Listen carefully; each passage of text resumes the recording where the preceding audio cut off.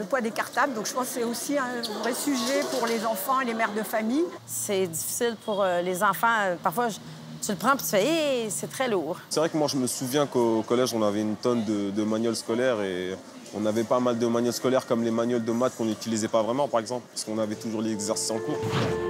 Le poids des cartables, c'est le problème sur lequel se penche Consomag aujourd'hui. Le ministère de l'Éducation nationale reconnaît le surpoids du cartable comme un problème de santé publique. Un cartable trop lourd a un impact important sur le dos et la colonne vertébrale. Pourtant, les enfants sont encore souvent contraints de porter de lourdes charges.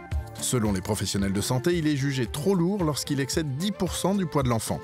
Le choix du cartable n'est donc pas anodin et quelques conseils peuvent aider à réduire son poids. Lors des achats de rentrée, privilégiez la dépense sur le choix des cartables. Un bon cartable peut être tendance sans être forcément trop coûteux.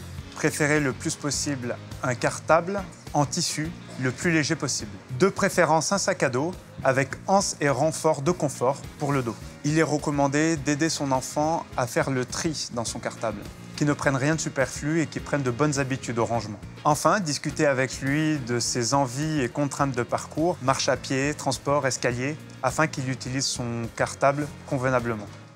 Vous pouvez aussi échanger avec les équipes éducatives afin de trouver des solutions pour alléger le poids des cartables.